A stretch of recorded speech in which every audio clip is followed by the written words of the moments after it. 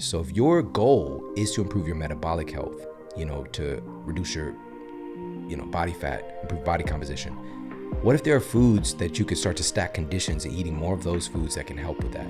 The same thing with improving memory, cognitive function, and attention. Shawn Stevenson, welcome to the show. My man, so good to see you. Same. Well, I'm really excited to have you here because, any chance I get to hang with you is a momentous occasion in and of itself. But today we're celebrating the release of your new book, Eat Smarter, the Family Cookbook. Super, super, super excited. And I know you've worked really hard on this, as you do with all of your work. So I'm pumped to get into it. Off the bat, though, I love to start high level and just dive right in for my audience because I know that attention is sort of like the new limited resource these days. How can we use food to heal ourselves? How can we transform our health with food? Yeah, I always I love that, zooming out and really looking at the big picture here. Like, why does food matter so much? And I've really been working to impress this upon our culture. And we're going to talk about culture a lot today, by the way, because it's informing so many of the decisions that we make. But the first step is really realizing that food is literally making up every cell of our bodies, right? So every single one of our organelles, whether it's the mitochondria, whether it's the membrane around our cells, it's all made from food. Also, the information that's getting passed around by our cells, the hormones and neurotransmitters, enabling our cells to have communication, it's all made from food. And so a couple of good examples, we've both got friends who are gastroenterologists, like award-winning, all the accolades, and they'll go to school for maybe 12 years and have maybe the accumulation of maybe a couple of months of nutrition education. And it's nothing in regards to actually helping to treat the patient. It's like rare things, like if your patient, if they have a rare B12 deficiency, give them this supplement kind of thing. And so this is a field of science and medicine. Their focus is addressing the organs that deal with the assimilation, digestion, and elimination of food. And they don't know anything about food. They're not taught anything about food. It's just like, how is that even possible? And by the way, so diving in one more angle with this, I've got great friends who are award-winning cardiologists. And when they're looking at their patient's blood work and their patient's heart health, they're completely absent to the fact that that heart that they're looking at is made from the food that their patient has eaten. It is a primary factor in our health. And so they're not understanding really, like, if they're looking at the content of their blood, that blood is made from their food.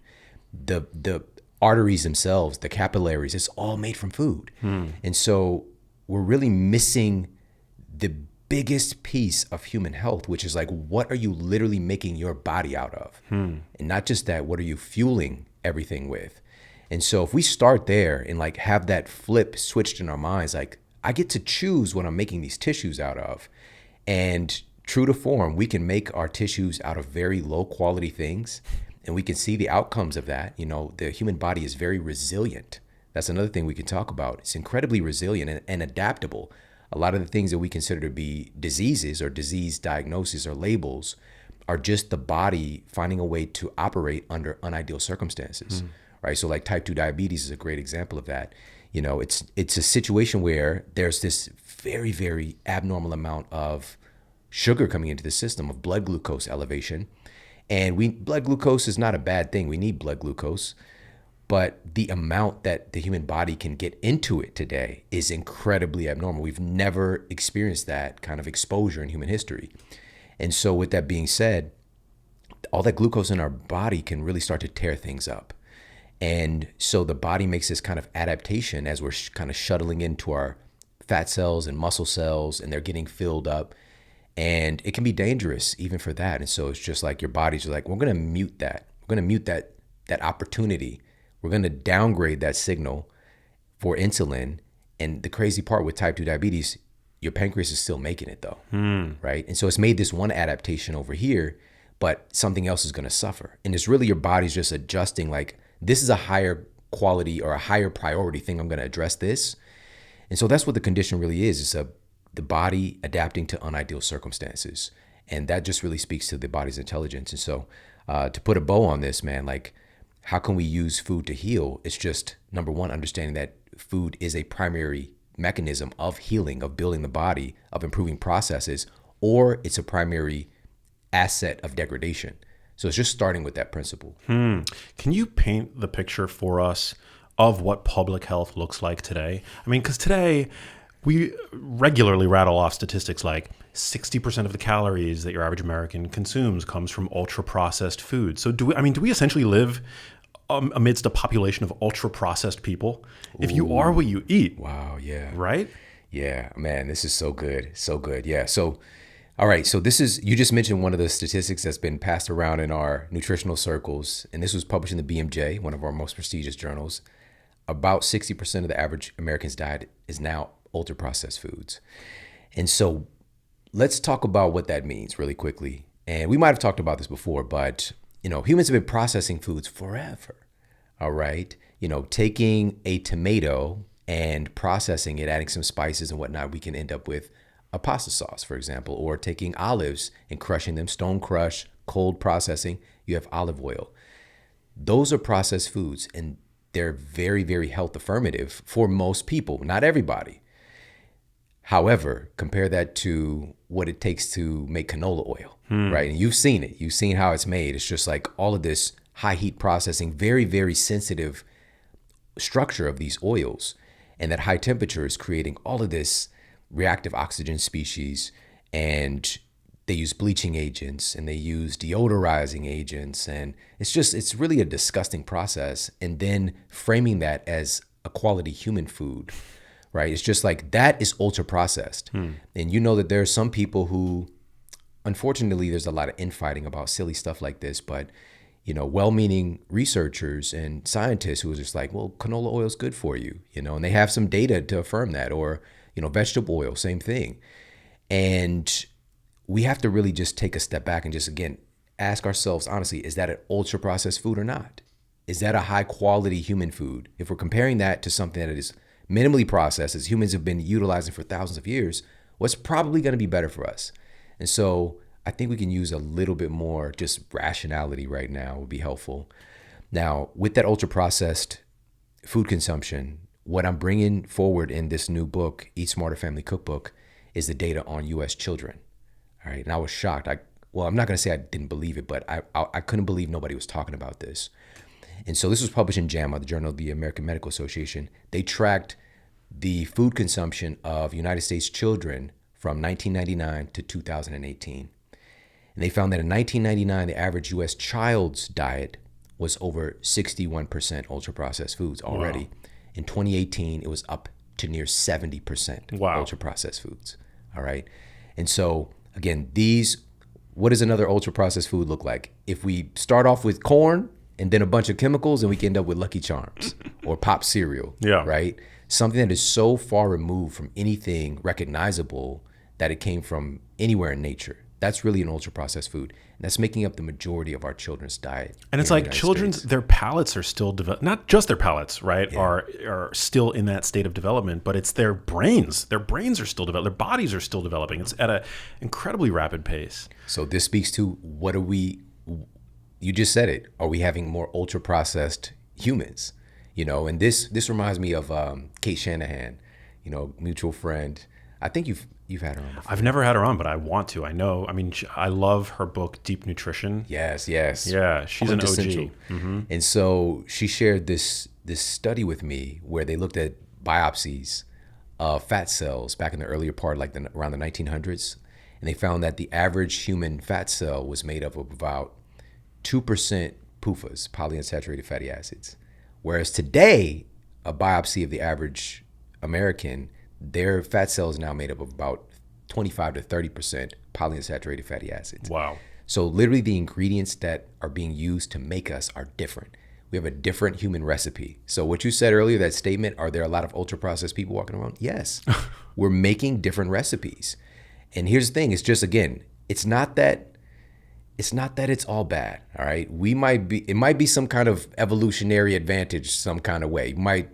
X-Men might start to pop off right now. We don't know, all right?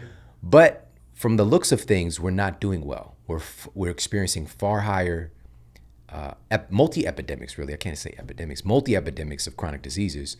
I don't know if you saw this, the CDC's numbers from last year. The CDC came up and they got this cute little infographics. It's so annoying, man. But their new data shows that 60% of U.S. citizens now have at least one chronic disease, Wow. and 40% have two or more. Wow. Right. And so it's just like sickness is now normalized. Chronic disease is now normalized. And it reminds me of this quote from Krishnamurti. It was Oh my God, I love Krishnamurti. it was essentially that it is no measure of health to be adjusted to a profoundly sick society. Right? Because that's the thing. Like, we want to be well adjusted. We want to feel integrated. We want to have family and community and connection. If we're adapted to that in a severely sick society, what does that say about us? And this is really where the conversation needs to go, because for years, I've been in this field for over 20 years, man. And I spent a lot of time trying to call out all of the different systems that were leading to these poor health outcomes.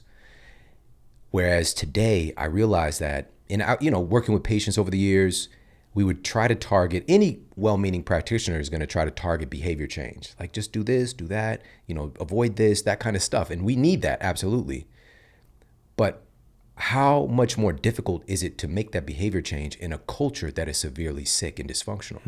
And that's really the solution, is addressing the culture, right? And the macro culture and the micro culture. So here's what I mean by that.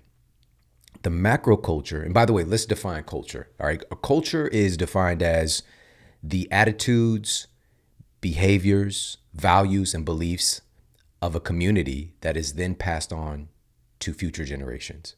All right. So it's a shared collective of values, ideas, beliefs, behaviors that we share collectively, and we inherently pass that on to our offspring. All right. So that's what culture is.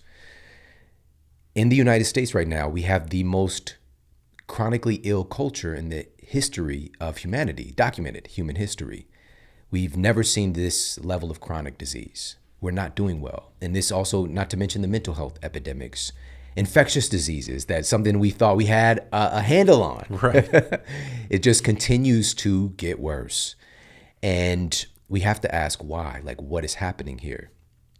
And so for us, and my mission moving forward is, yes, we need to address that kind of global culture. And I want to circle back and talk about this because I come from a community living in Ferguson, Missouri, just, all over St. Louis, and living in a glorified food desert, basically, and we were getting food from charities and this, and kind of, I could talk about that in a moment, but Wow. I know about what the culture can influence as far as your choices. But what I want to point to is that we have a very powerful ability to change our microculture, right? So the culture within our household. I was just talking with this guy. He's such a remarkable human being. His name is Greg Harden, and he's out of University of Michigan. And he's like this secret that he shouldn't have been a secret. He was Tom Brady's early mentor. Oh, wow. And so Tom Brady was about to quit the team, all right, until he met Greg. And he was, I think it was like fourth string quarterback, and he had this whole story. And but being able to spend time with Greg and talk with Greg has been so powerful. And again, just really speaking to one of the things that he shared with me was, and by the way, it's not just Tom Brady, it's Michael Phelps he's worked with. I can just go down the line, all these great superstars, Charles Woodson. Wow. But one of the things he always says is control the controllables. Focus on controlling the controllables. And also, if it's predictable, it's manageable. Like fear, for example, Tom might have experienced a lot of fear going into certain games. Just like, we know you're going to experience that. And since we know that it's predictable, what can we do to manage it? Right? It's not coming out of nowhere, that kind of thing. And controlling the controllable speaks to, usually we're trying to control or frustrated about things that we can't control. Right. Right. And we spend so much time and energy trying to get people to do what we want them to do, which just beats us up internally. And also society at large. It's like, why won't people act right? Why is everybody crazy? And actually, his new project is called Staying Sane in an Insane World. And Wow. I thought that was very fitting. That's cool. But, so here's the thing. With controlling the controllables, what is the thing you have the most control over? It's yourself. And so instead of trying to change the environment around you, start with you, but really put some energy and intention into that. Because in my clinical work, when people were coming in and they were vocalizing like what is stopping them from making that behavior change, I'm telling you, man, it was a daily basis. And I'm like, here it comes. My husband won't. If only my kids would, if my mother won't, my father won't. They were always talking about other people close to them, making it harder for them to be healthy. Right. Like, I want to do this, but my kids wouldn't be on board, or my husband makes this kind of food, right? And it's not that it's not valid. It's just that you have so much more power than that. You're just outsourcing it and pointing fingers. And also, we have to understand that change and you getting the health that you want, the body composition changes you want, the changes in your blood work, you're going to have to be a different person. You're going to have to change, and it's going to be uncomfortable because you're used to being you. You might not like you, but you're used to it. And so I would start to keep on pointing it back to that internal power, that's empowerment, right? So that they start to feel stronger in the conditions around them. Now, with that said, I also, as I moved on in the years in my work, I would start to find ways to integrate and get in touch with, get feelers into the household, whether it's with their kids, their significant other, parents, whatever it is. They would know who I am, like whether it's conversations, whether it's, videos. That's one of the reasons I started my show as well, just to be able to like share these things from somebody other than the person close to you, because we have this tendency to not really listen to people that we're close to. So, that's one of the big things, is understanding our power to change internally ourselves, and then starting to make changes in our household, this microenvironment. Now, you know this, man. You see my family. Like, my family's a big part of this project. And we've created a culture in our household that makes health easy. We've created a culture in our household that makes poor choices, or choices that would have poor health outcomes, hard to make. Wow. All right. And it's just like, we came into this with some intention, of course, but, one of the big things that I want people to walk away with today, and it's one of the most profound things I found in this research, really has to do with social science and how eating together with people that we care about affects our health outcomes. Oh, massive. And so even last night, we sat down and had family dinner together, and that's on the endangered species list. Only about 30% of families in America eat together on a regular basis. That's according to researchers at Harvard. And they had this huge data set tracking family behaviors and health outcomes. I was like, why isn't anybody talking about this? And another one of their studies looked at families that eat together on a regular basis have a far greater intake of essential nutrients that help to prevent chronic disease and reduce intake of ultra-processed foods, chips and soda and things like that. And I was just like, wow, this is crazy. But let me look and see, is there other researchers studying this? And I came across this fascinating study that was done on minority children, which would generally be in a context of a low-income environment like I come from. And what they found was that children who ate 4 meals a week with their family they ended up eating 5 servings of fruits and vegetables every day. Most days of the week, it was about 5 days a week, and significantly less ultra-processed foods, notably chips and soda. And the researchers noted, in particular, when the TV is never or rarely on when having family meals, right? And so, man, when I read this, I just stood there for a moment. I just stood there and stared at my computer, like, because my family didn't know that. And because that's also one of the excuses that we had that's valid. It's just like, we don't have the resources. We're going to eat either way. If we would have known that simply eating together as a family created some kind of a protective field around the children, I think my family would have been more adamant about doing it. Because it's not that they wanted us to be sick or to not have a healthy culture. It's just like, we didn't know. And so I'll share one more study with you on this. I love this. I mean, this is like my growing up, it was very important to my mother, the matriarch of my household, that we ate together as a family unit almost every single night growing up. It was amazing. I mean, she obviously didn't have the data regarding health that you have, but for her, it was really important that it solidified the family unit. It solidified the relationship that me and my brothers have with one another, the relationship that we have with our parents. Yeah. And yeah, I mean, correlation doesn't equal causation, as we all know, but But we grew up very close, and all of my, me as well as my two brothers obviously are very health conscious, and we none of us really struggle with any kind of chronic disease or anything like that. Knock on wood. So yeah, I mean, I'm in a way, I'm sort of like, I feel like a walking testament to everything that you're sharing. Exactly. You are, man. Again, the results speak for themselves. Now, in addition to the data, which I'm going to come back and share that study I was going to share, let's again look at logic here. For hundreds of thousands of years, humans, the process of eating has revolved around tribe. We required community in order to procure our food. Hunting, gathering, the preparation of the food, eating together was something humans have done forever. The celebration also around that experience. And so, for example, if we look at like a hunter-gatherer tribe, there are a few still on the planet today, but there's a cultural tenet, unconscious, of course, that if we don't move together, if we're not physically active together, we will die.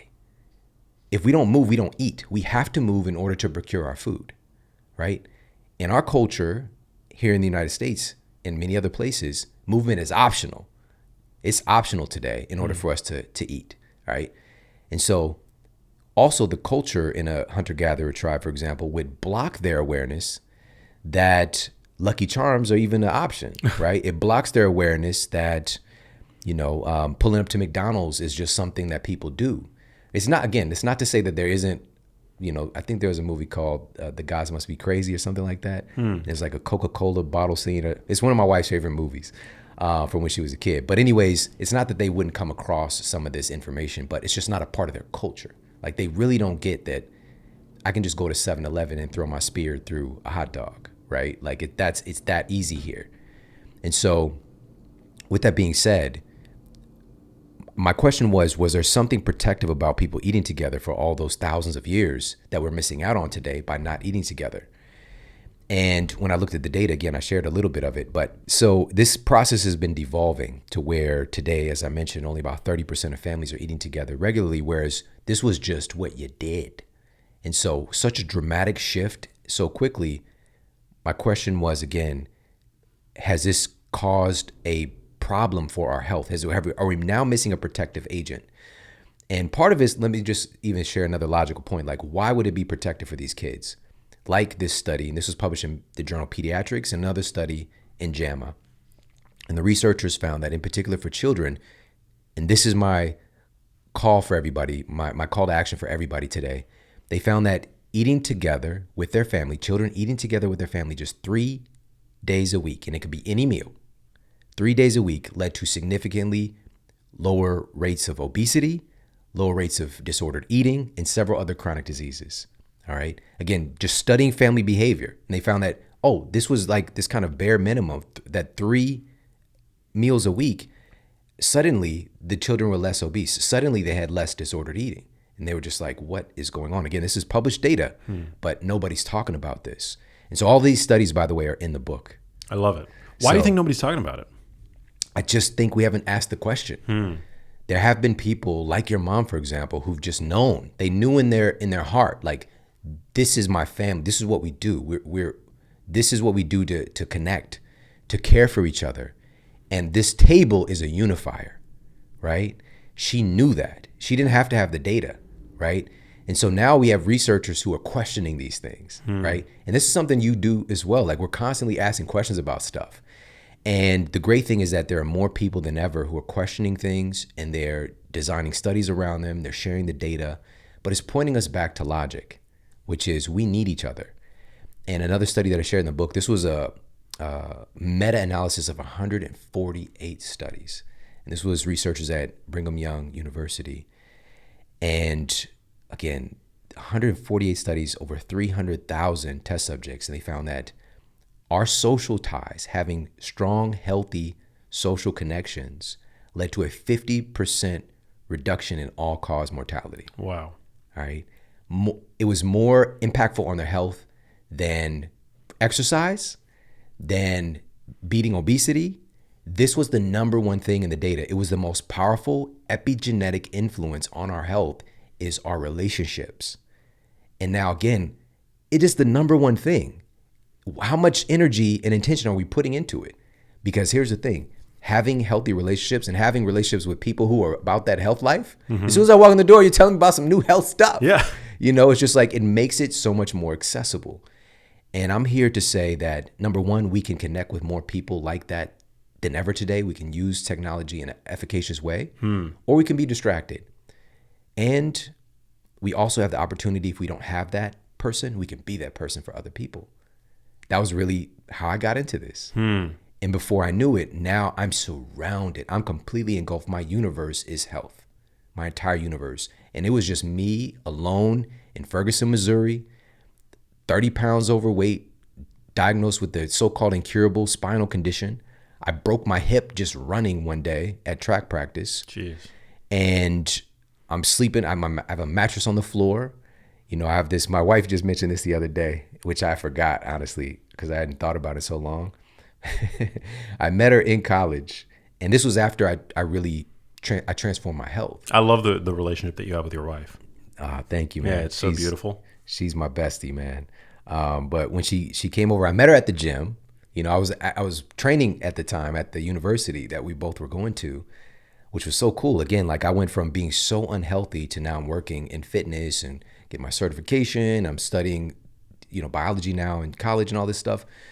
And but anyways, I was training some clients, and she would come in from time to time, like with her friend, and I was just like so focused on my thing, which fortunately we didn't meet earlier, because I was just like, oh, this girl's dedicated. Like that was all I thought about it. But she dropped her headphones one day at the gym. She was on the adductor machine with the legs open, that most awkward machine. She dropped her headphones, so I picked them up and gave it to her. And I noticed she had a little bit of an accent. She's from Kenya. And that like impressed her. But I work with people from all over the world, so I just kind of picked that up a little bit. And but the rest is history. But anyway, so she came over one day, and I was just like, I cook, whatever. And I'm embarrassed to say this. We are all phenomenal cooks. All right, we're about that life. Even my youngest son he's 11. Like he's been cooking for years. We are incredible cooks. We love food. We're a big food family. Wow. But at the time, because of my health dogma, instead of making, some pasta, whatever, I was like, I'll make spaghetti. It was this really terrible whole wheat pasta, which, it's just not the same. And not even ground turkey, but ground turkey breast, which is the drier, So I'm already starting behind, enemy lines here. That's trying hilarious. to make a good dish. But anyway, so she ate it. I didn't know till years later that it wasn't good, But since then, of course, like wow, my goodness, so many incredible recipes. But she shared with me the other day, and we were hanging out with some friends, and she was talking about my love seat that I had there. Which, like, a love seat is just a tiny couch. And I struggled to even, it wasn't a love, it was a hate seat. All right, to be honest, In your old, university apartment? Yes. This carpet that we have right here, the couch was made out of that. All right, just layers of that. And because when I was overweight, my big ass broke through one half of the couch. And so it was a bunch of pillows that were like under that cushion. It was so terrible. And when she came over, when she saw it, she was just like, how does he get girls over here? And then she realized she was over there.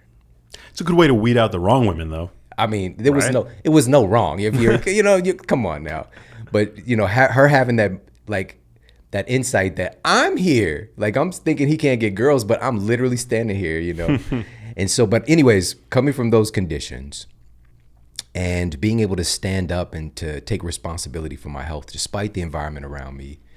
And here's the thing, when you make a decision to take control of your health, to just find solutions, to be more focused on solutions, because at the time I was fully tuned into problems prior to that, all the blame in the world. And there's this brain phenomenon, really, it's called instinctive elaboration. I don't know if we talked about this before. No.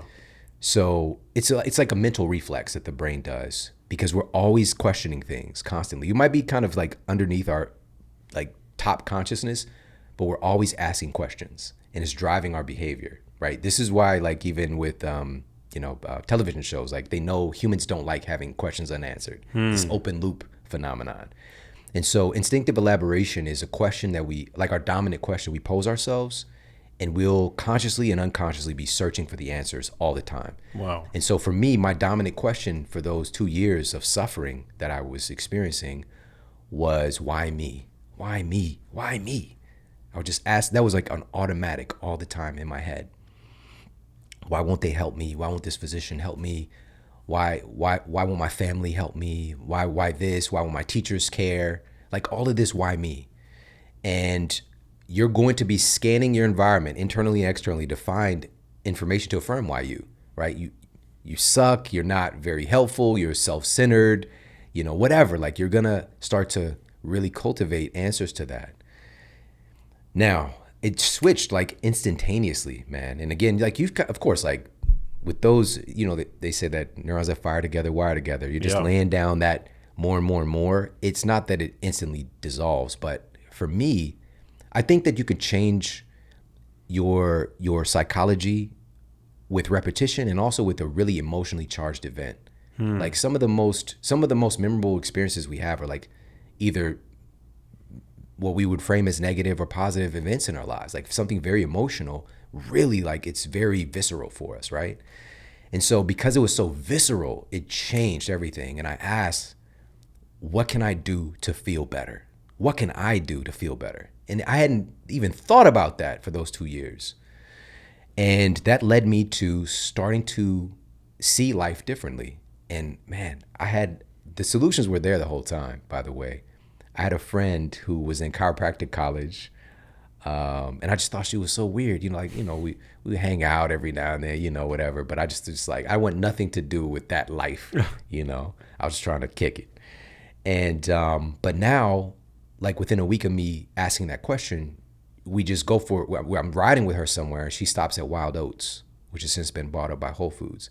And I didn't even know it existed. I've drove past there hundreds of times, just on the highway. What is it, like a health food store? Wild Oats, yeah. So Wild Oats is just, Whole Foods bought them up, but they were like more of a kind of like mom and pop type vibe. Got it. And by the way, where I come from in St. Louis, there was one Whole Foods, by the way, one. Here in LA, come on, man. One on every block. One on every block. You could yell. We could yell out the window and somebody could hear us at a Whole Foods, right. But I'm not mad at it, but I know it's really cool, man. But in St. Louis there was one, and it was damn sure not by me in Ferguson, Missouri. Wow. But now that I know that this exists, and they had some books there, and I was being in college and doing research and this kind of stuff, I just went straight over and I started to like look at, because it had like all these nutrition prescriptions for different conditions, and I went and looked up mine, this degenerative disc disease, and I was just like, I'm looking at the references and I'm like, what?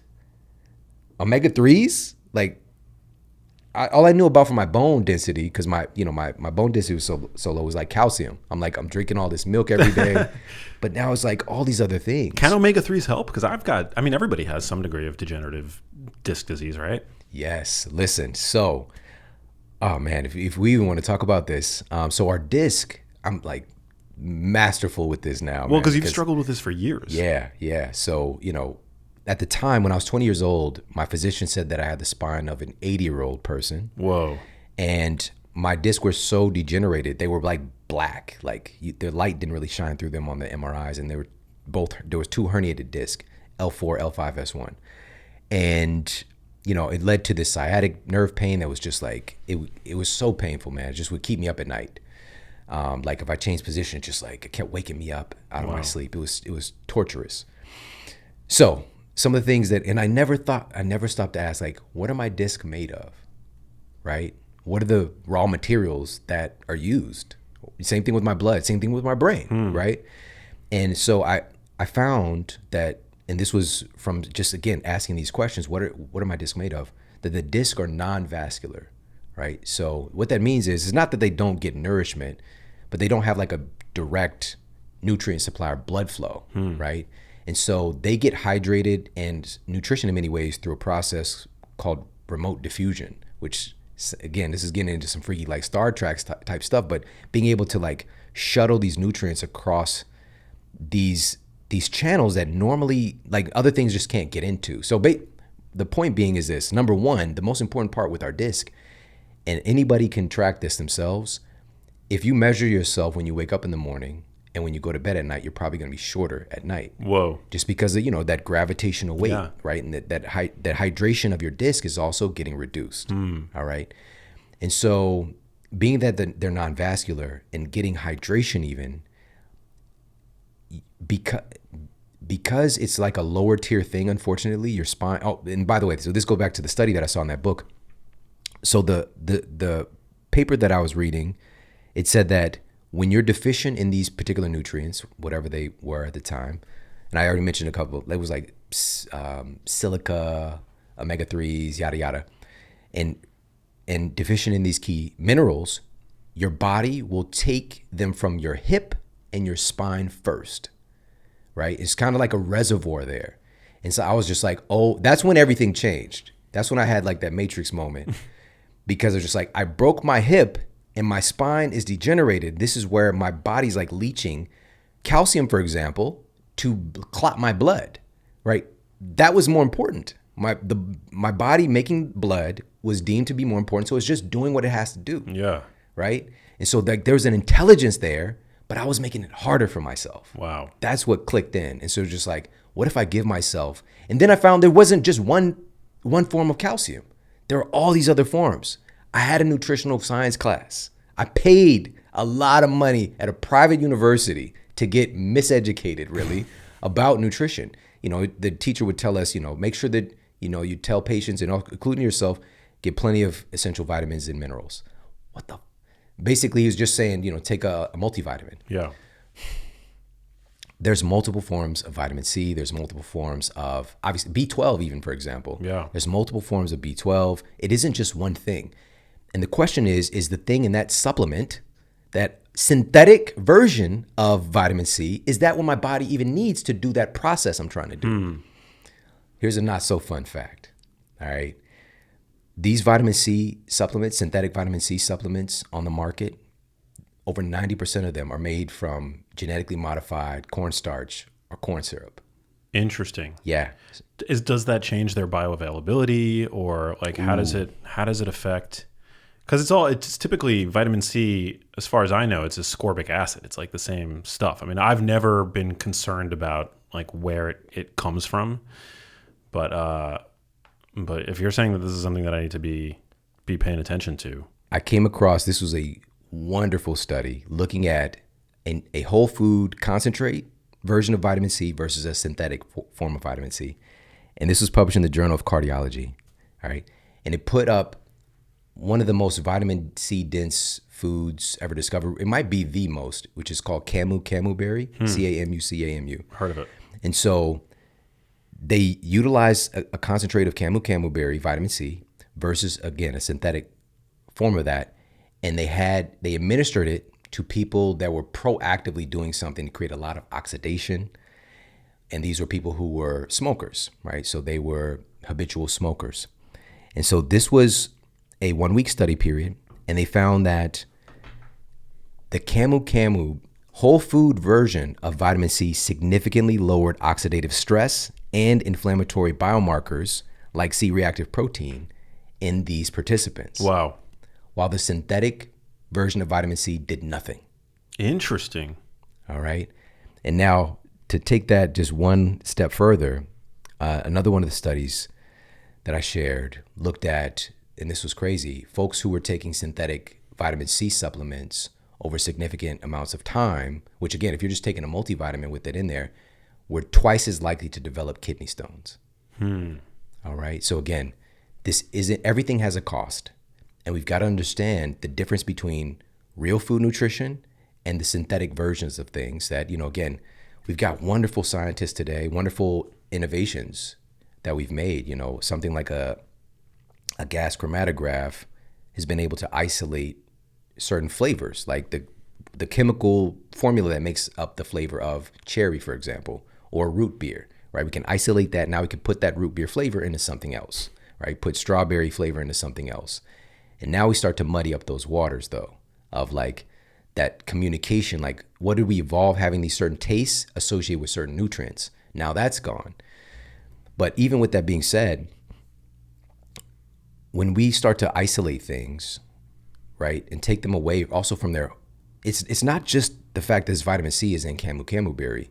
There are all these other cofactors and biopotentiators that do things we don't even understand. We barely know what's in food right now. It's the whole food matrix, I think, is probably another potential mechanism where we saw probably causally related to that difference in outcomes, right? Mm-hmm.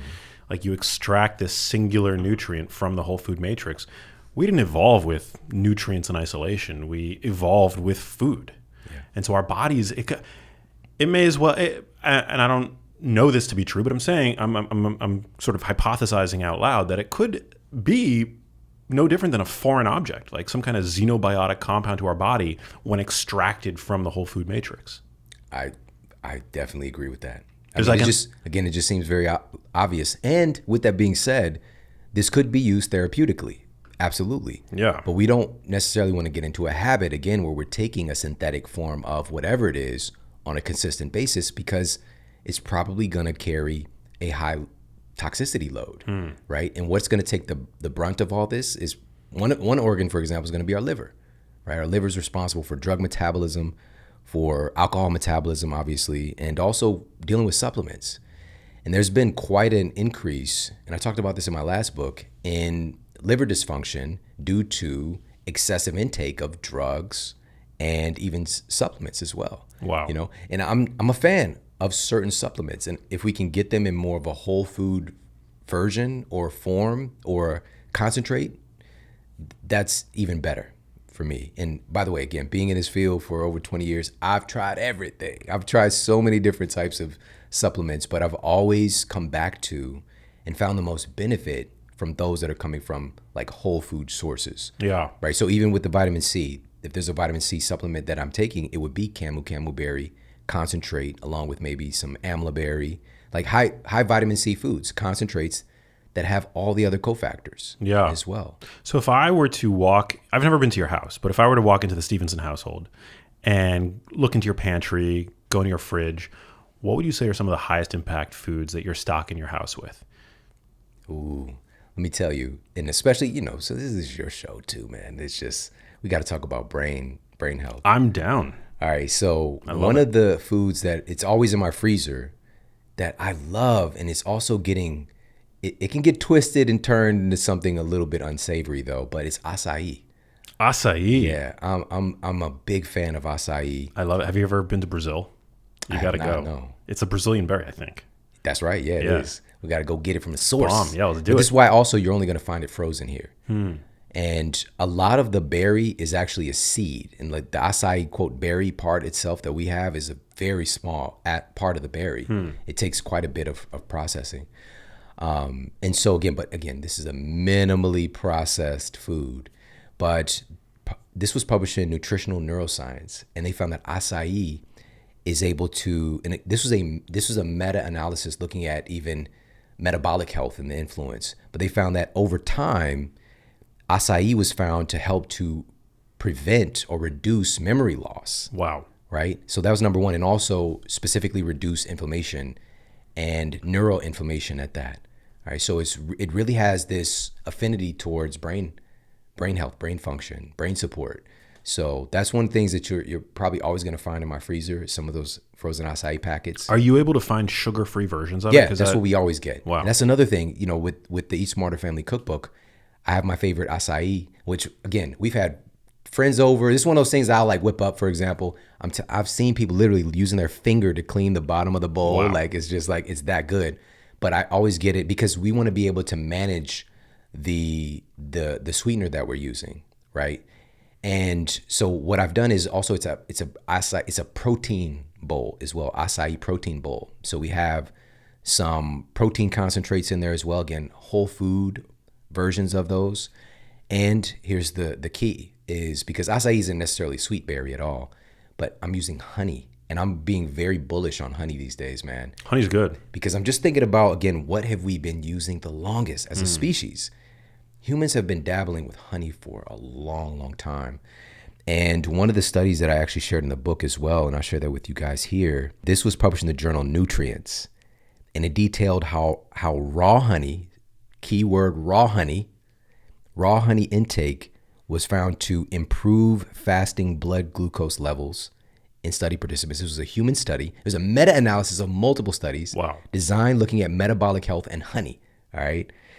And in addition to that, they found that not only did it help to improve fasting blood glucose, it was able to reduce the overall risk of heart disease by, notably for these researchers, it improved lipid metabolism as well. They also noted vast improvements in antioxidants in the body and anti-inflammatory benefits of honey. That's just for starters. All right. So we have a sweetener that can potentially improve insulin sensitivity, potentially improve your fasting blood glucose. Like, that's really special. That's special. So to even put honey in the category of a sweetener is like, it's a little disrespectful to the babies. All right. So, it's something really special. And in addition, I shared a bunch of other studies on this. By the way, so we go through and I point out this process of like eating with a purpose. So if your goal is to improve your metabolic health, to reduce your, body fat, improve body composition, what if there are foods that you could start to stack conditions and eating more of those foods that can help with that? The same thing with improving memory and cognitive function and attention. And so what I did in the book was I know we have an emoji culture as well. And so any foods and I've shared over 40 specific foods, some of my favorite foods that have benefits for cognitive function. You're going to see a little brain emoji next to it. If it improves your sleep quality, there's like a little sleep emoji. And metabolic health, there's a muscle emoji. And so people are going to see that. The studies will be right there. And then I'm going to show you how to cook with it. Wow. In the book as well. So, man, it's so good, so special. And so that's the sweetener that we use in the acai bowl. So that's one of the things you're always going to see in my refrigerator. You're going to see acai bowls. I'm sorry, acai packets. You're going to see honey all the time in my cabinets. It's just, again, I'm very bullish on honey right now, especially with all of the controversy around different sweeteners. It's not to say that we can't use other stuff, but I want to use it. That's more of a real whole food based sweetener versus, some of the kind of concentrated artificial and or even natural sweeteners that, they might end up, even with stevia. I don't want to get into a debate here, but stevia is, I'm cool with stevia. You could put a couple of drops of stevia in a few things. But when you got a bag of stevia that looks like a bag of sugar, like your red flag should go up. Like, man, I wonder, because if you've ever seen, I have stevia leaves, by the way, at the house. It looks like a bag of. Do you? It looks like it's Pineapple Express. Oh, wow. You know what I'm saying? Yeah. And it tastes, it's sweet. It's a sweet little leaf. They're dried.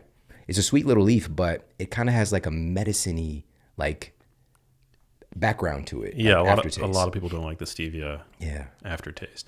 But you still got people out here in 2023 afraid of carbs. And you're telling them to eat more honey.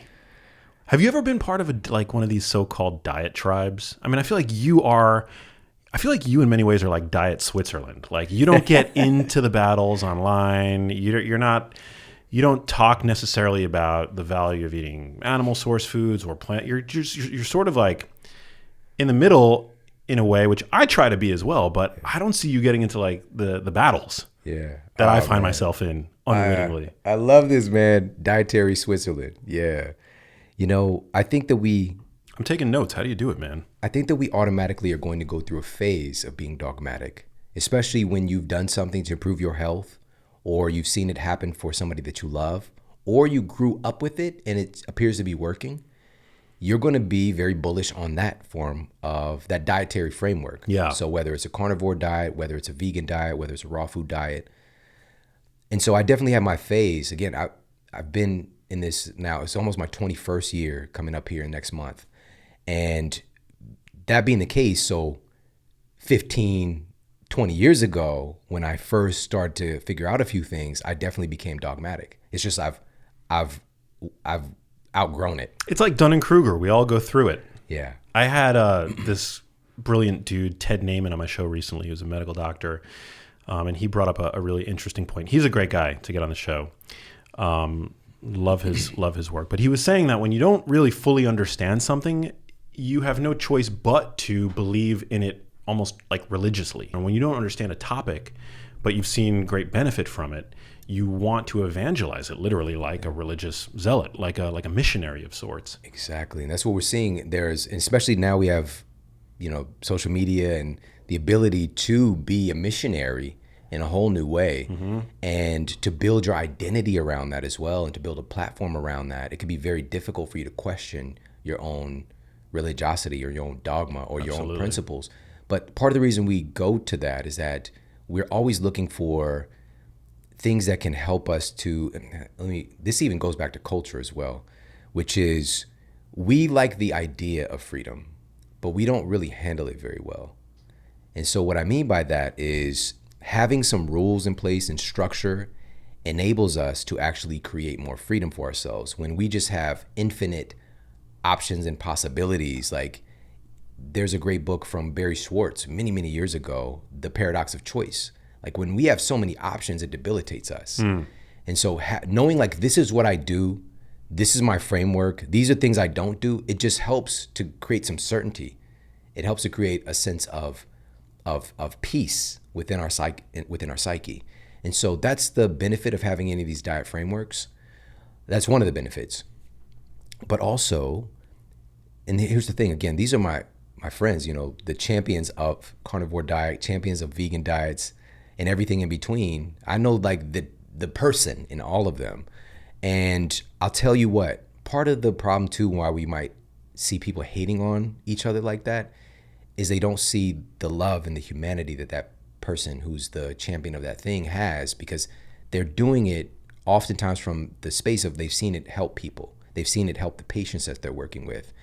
And sometimes, again, not sometimes, many times, these are people who've struggled. They tried everything, what they believe to be everything. They've tried so many things and they weren't able to get off their, you know, metformin and insulin, and they weren't able to, you know, address their hypertension and drop the lisinopril and the statins, and they're just slowly decaying, right? Because that's another misnomer that we have, is that we're living longer today. We're dying longer. We just extended the suffering, right? And so these folks oftentimes are coming from a really heart-based place where they've helped people who were deemed to be unhelpable, like me. That's what happened with me.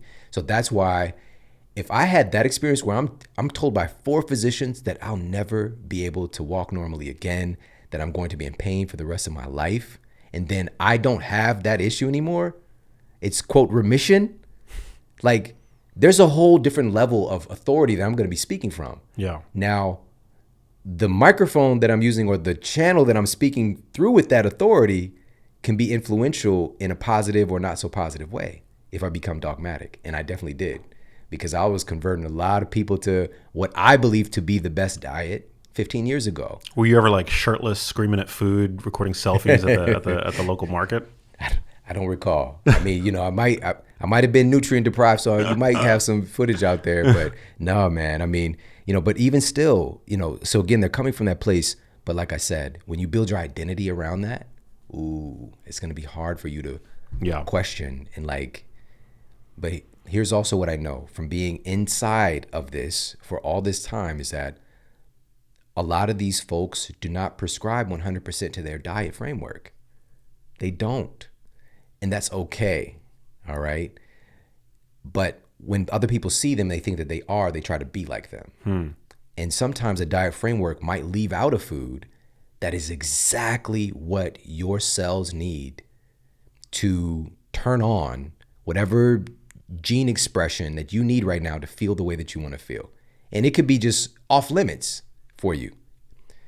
And the same thing holds true. You could be eating something that is like a tip of the spear food in your diet framework that's fucking you up every day. And you're just continuing to eat that food because it's just like this guy, this girl, they told me that this is what I'm supposed to eat. Yeah. So I'm just like gobbling down, you know, coconut oil. And not that coconut oil is bad, by the way, okay?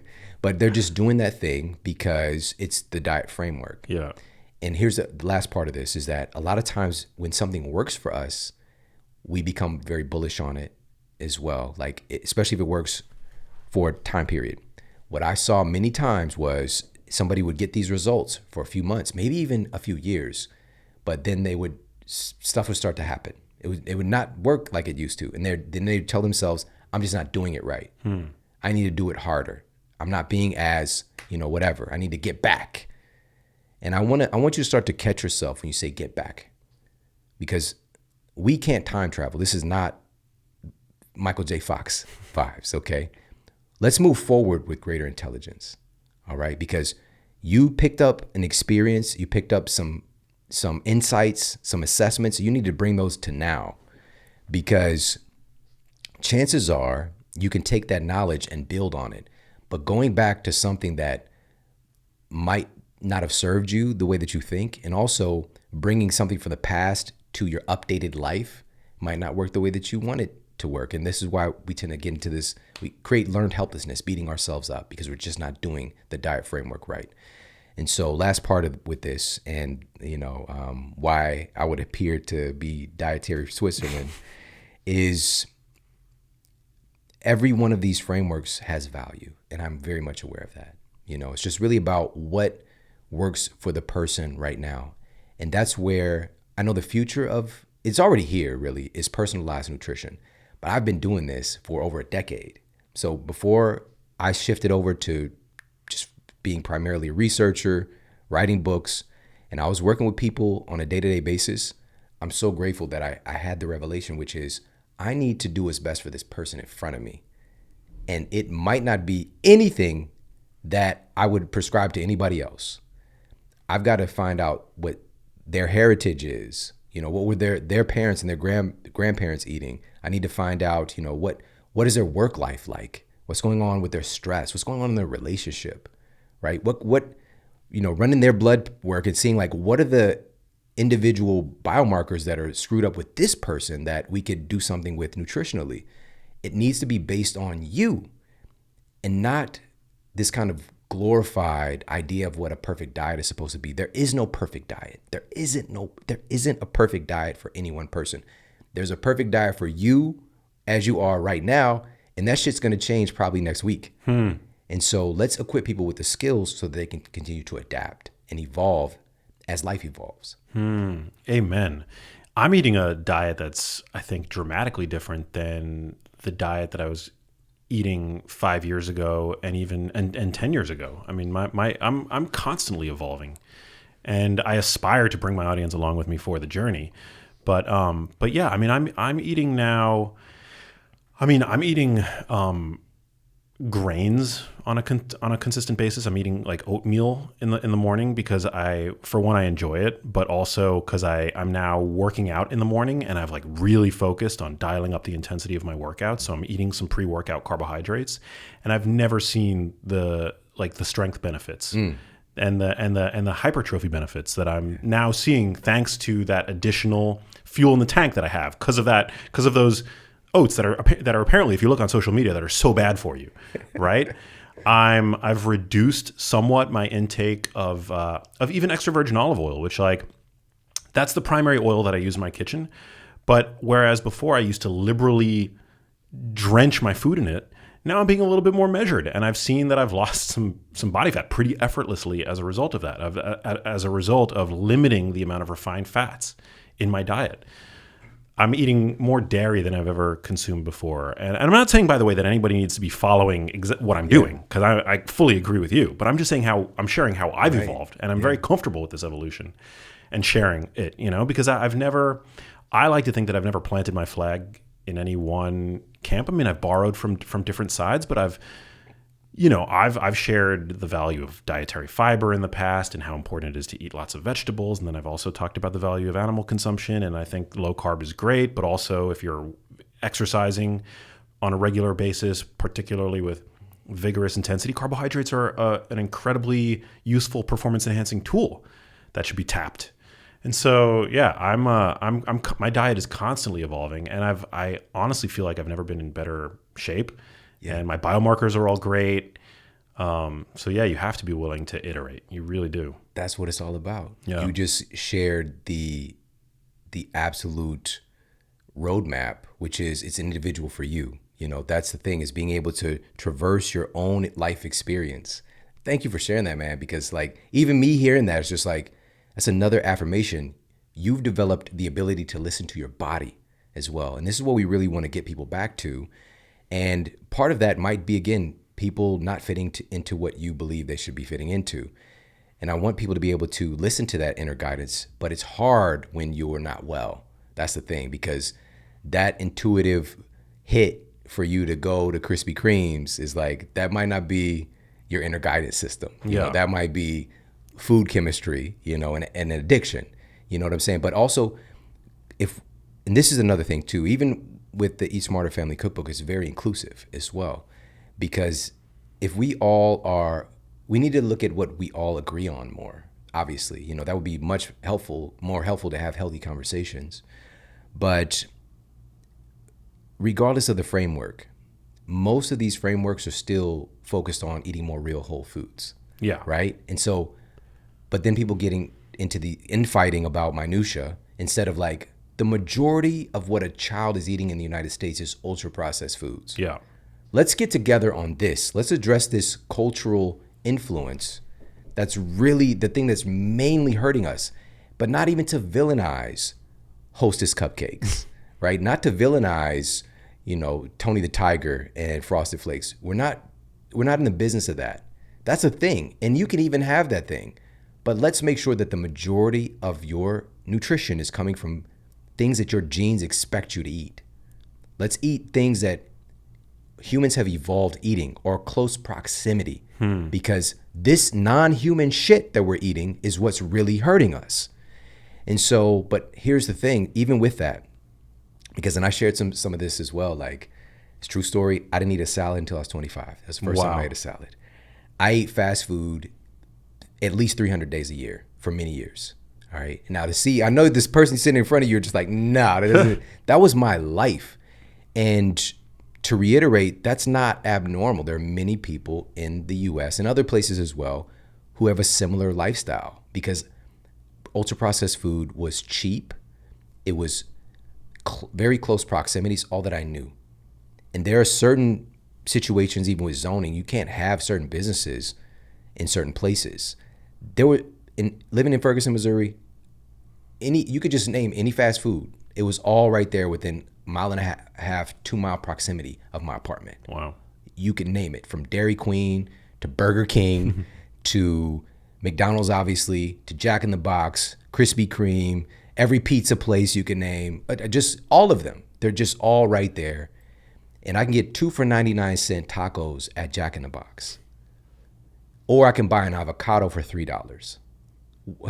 I mean, what do you think I'm gonna do? You save the cash. And also, an avocado, that's not normal to me because of the culture that I grew up in. Eating those types of foods was abnormal, right? And so we've got to, of course, the conditions are a problem, the larger culture scape, and we can change that. But this is where we are now, man, which is by you changing your own microculture, yourself, your family, and your household. Now you become so much more influential when you go out your door. Because truly, when people see my family, when people see us, they know what's possible. They can see there's something different about us. We just got back from a family vacation in Maui, which, again, I didn't get on a flight until I was 25 either. That was the first time I got on a plane. So even to be able to say this, it's not lost on me. That's a miracle for me. And man, I cannot tell you how many times people are coming up to us, my family, just asking us questions, just like, it's like, I'd never caught it until now. Like, now that this project and like my family's a part of it, it's just like, I'm finally paying attention to it, because this happens all the time. You know, people would just literally, we're sitting even on the plane, people would just walk by, maybe they saw us like out at the, you know, before you board, and they just walk by. I was like, your family is so beautiful.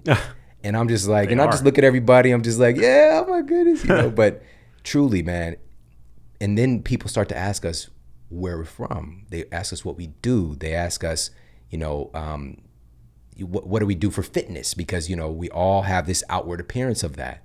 And so that's contagious. That's what I'm trying to say is, it's not just the fact of, and I just shared this piece as well, the part of the Framingham study, this idea the researchers came upon, which was that obesity was contagious within the community. And essentially that if you had a close friend or family member that ventures into obesity, that would influence the weight of the group, right?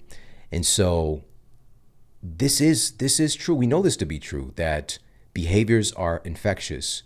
You know, there's this whole thing with the 5 closest people in your life, but truly, if you average out the income, it's probably going to be in that proximity, relationship status, health, all those things. Like, we're deeply influenced by the people around us, absolutely.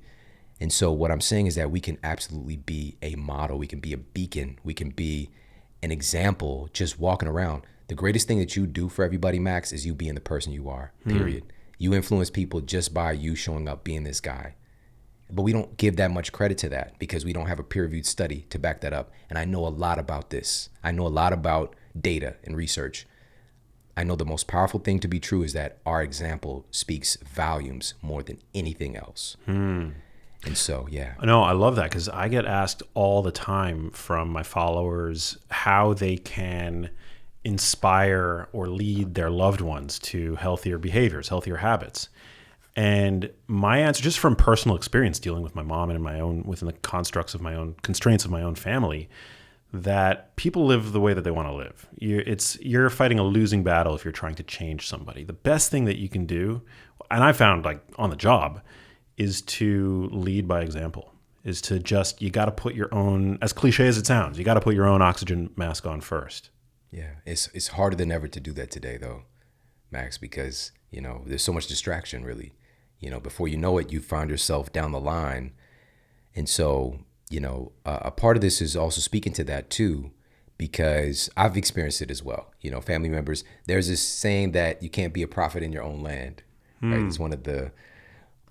But in reality, it's just because, it's that proximity. The proximity does create like a comfort to where it's just like, that's just Max. He's, I changed his diapers. What does he know kind of thing, but, and it's a subconscious occurrence. But what needed to be done was, and so I'll just share one of the things that I found to be helpful, which is to give resources that is not from me, right? So my oldest son works in fitness now. I never told him to work in fitness, and he's an incredible trainer. Like, I get all these messages from people. Sometimes, like, I had a mom message me recently who her son bought one of my son's fitness programs, and she was crying because of how much it's helped her son. Wow. And I'm just like, wow, like I didn't tell him to do any of that. It's because he's in the culture, right? And so, but what I did, rather than me just modeling and showing him, telling him what to do because he's my kid, I understand, and I had to really work on this, that he's not just mine as well. Like, he's his own soul, his own entity, his own experience. And knowing one of the best things that I could do is, yes, model the behavior, but also expose him to other individuals who are living a life that he would want to live. Right? And so that's been the superpower that I've gained, which is my relationships and the influential people that my kids have in their lives. That's not me telling them. It's very, very powerful. And so even having resources like a cookbook like this to be able to give to somebody, you don't have to say anything. Just give them the book. I'm telling you, it's a game changer as soon as they open the book, because having something that's attractive. Also, what's different about this project too is that everybody eats, and food is one of the joys of our lives. And people versus, my previous books are idea books, big idea books, and they've been amazing. I'm grateful for that. But this is bringing in a whole different demographic as well with a cookbook, because not only this is a unique cookbook. It has over 250 scientific references in a cookbook, which is crazy. Love that. But it's all tied into a way that's entertaining, beautiful, and obviously, again, you get to eat the things that we're talking about and have wonderful food experiences. And so being able to give sources like that, people know that with podcasts, right? People forwarding this episode, or, they hear something and they share it with somebody that they care about. Sometimes that can get through in a way that you can't. Yeah. Right? And so that's what we're doing this for. That's why I said yes to this mission that was not necessarily in my comfort zone many years ago, when I was seeing people every day, and I was repeating the same thing. Somebody's coming in with, type 2 diabetes, and, and I'm walking them through how the condition is created, how to reverse engineer it, seeing that light turn on in their eyes. Like, I had no idea that was happening in my body. And at some point I was just like, I need to make sure that this is accessible for more people. That's why I started the show. And it was not easy at all. You know this, man. You know, Yeah, it's a people lot of don't work. know. Like you gotta show up. It doesn't matter what's going on in your life. You gotta show up and get this done. And so, that's where that came from. And then of course it turned into the books. And ultimately, man, I know some people might think this. I know that a lot of friends and colleagues, they feel like something that they create, like this is the thing I was born to do. No, this right now, this is my greatest gift, which I don't know anything else that it would be, but my greatest gift in my life is my family. My family is my gift. It's my superpower. And families right now in our society are fractured, deeply fractured, and it's creating so much frustration, divisiveness, poor health, poor mental health. We got to take care of our babies. We got to take care of these kids, man, because this is going into the next generation, and we've got to take control right now. And so I feel like this is what I was born for. I've done all this work in the past, on all these different facets of health, and I'm grateful for that. That just really was equipping me. It was qualifying me for this moment, which is about healing families, healing our community. And, I'm very, very grateful for this. There's a statement that life doesn't call the qualified, life qualifies the called. Ooh. Right. And so it's just like, it's been qualifying me for this moment. And, and I think one other really cool superpower is, being somebody that loves food so much and is not weird about it, which is like, I even had to check on that because I've got some friends who are like the guy on eat to live, don't live to eat. Yeah. Eat to live. Food is just fuel. Good luck with that. All right. And that's cool if that 1% of people can actually buy into that. That was very Chris Rock, by the way. So what it really is like, why do we have these flavor receptors that we have? Okay. So I just start to like go back, like why, I start to really deconstruct this. Yeah. Humans, we evolved seeking out tasty things. Food tastes good to make us eat it. Different species are attracted to different foods because of the way that they taste. Why would we ignore something so deeply human because of some idea? Again, another dogmatic diet framework. And so I'm all in on food celebration and enjoying the process of getting well. Like deprivation doesn't sound like it equals health. No. But joy, fulfillment, family, that sound like those things, even you saying those things, they feel good. Well, that's why there's so many people in our space that lead with fear. Like they fear monger different, whether it's animal source products or even plant, vegetables and things like that. Seemingly innocuous, healthful foods, whole foods, unprocessed foods. You'll find somebody on social media now fear mongering it. There was that great viral video where some guy is like about to eat something for breakfast, and there's like a clip. They put a clip in the corner of like one of these like social media quacks, basically, no, you can't eat that. It's the worst thing ever. And then he goes to eat something else, and there's another video of like, you can't eat that. It's giving you cancer. You can't eat that. And I feel like that's the world that we live in, and it's created all this distrust and fear and unhealthy relationships with food, and it's a huge problem. That's why I so value something like this, where you can literally give it to.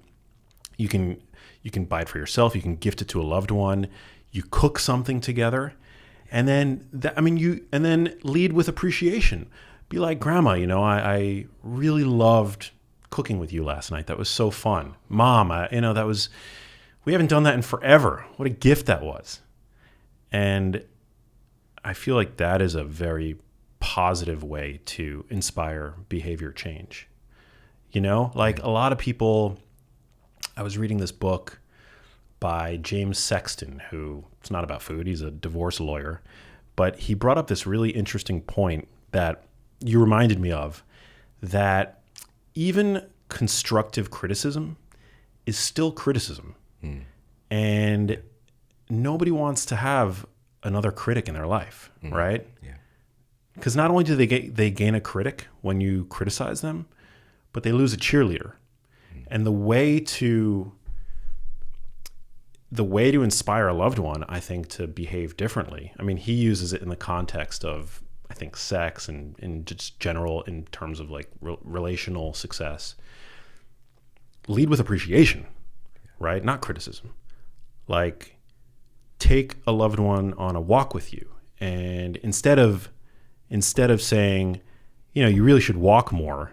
You're too set in, you're just spent all day sitting in front of the TV. You go on the walk, and then you share how much you enjoyed going on a walk with that person. Yeah. Yeah. And you can do the same with food, with your book. That's just changing the frequency, just Yeah. changing that. And it's, a more efficacious way to get to the outcome that we want. But to do that, Max, it sometimes requires more energy from ourselves. It's not that we can't do those things and speak through the lens of compassion and love and patience when we're not well, but it is harder. And so that's another part of this mission is like, let's do all this stuff together, because once you start feeling better, you're going to be more able to consistently do things like you just mentioned, which is like, okay, I'm feeling like I want to tell my wife, she's been sitting all day, she needs to get up and go for a walk or whatever the case might be, or tell my husband, he's going to feel terrible if he doesn't get up. Let me reframe this and come in a loving way and figure out a way to, because here's the thing too. We know the people in our lives, we know what motivates them. Yeah. And we also know what de-excites them and pisses them off. We tend to go to piss off more frequently because we get lackadaisical and just like we get to that place where we just want people to do what we want them to do. Yeah. That's understandable because we're all human. Totally. But another thing that I was targeting was like, here are some strategies to improve your kitchen culture. Here are some strategies to improve and to create a feeling of celebration and connection at the dinner table. Here are some science-backed ways to do that and laying all that out. And by the way, I would be remiss if I didn't. You had asked me that question about opening the fridge, what's in there. So I mentioned just the acai, we mentioned honey, but one other thing, and it's one of my favorite recipes, and we love brunch. We're a big brunch family. But one of the things that you'll see on my counter all the time is sweet potatoes. I love it. All right. And are you about to tell us about the sweet potato protein pancakes? Yes. Oh, man. Yes. I was going to ask you what your favorite recipe in the book was. That's picking my favorite recipe would be like picking my favorite kid. Like that's hard to do.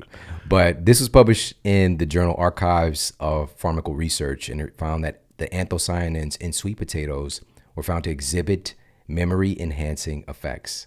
The researchers believe that it was due to that kind of concentration of antioxidants in that food. What if we can turn that into a delicious pancake? Hell yeah. You know what I mean? Just upgrading some of the things that we love, using more whole food ingredients, and also having these benefits like that. Like, you're not going to get this from the hotcakes and sausage I would get from McDonald's breakfast.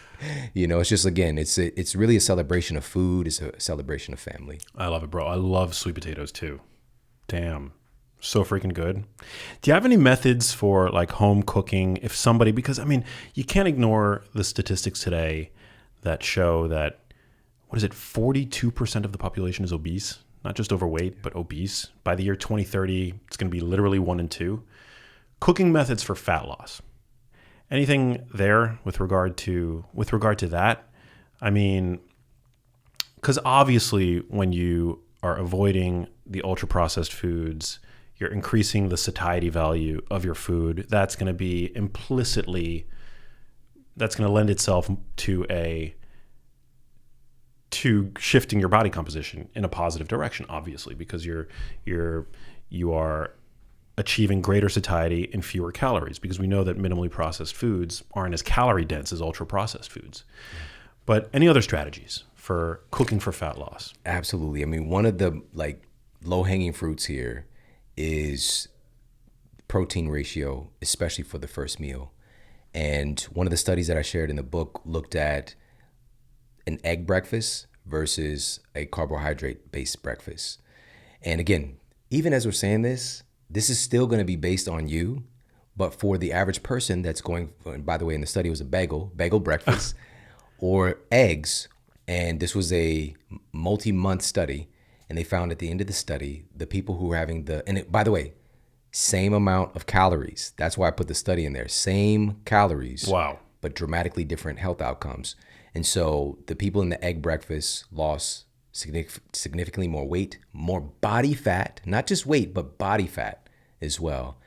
And higher production of various satiety hormones, all that stuff. So it's just like, what are some of the things that we could do to make metabolic health easy or fat loss easy is making sure that you're getting in adequate amounts of protein for that first meal, especially if you're not about to like train or something like that. Yeah. Really going towards protein. But in our culture, it's high carb. It's carbs is the predominant thing just to start the day, right? Yeah. You going to the office, or you going to a meeting. It's bagels. It's the continental breakfast, right? The continental breakfast, the danishes and the cereals and all this stuff.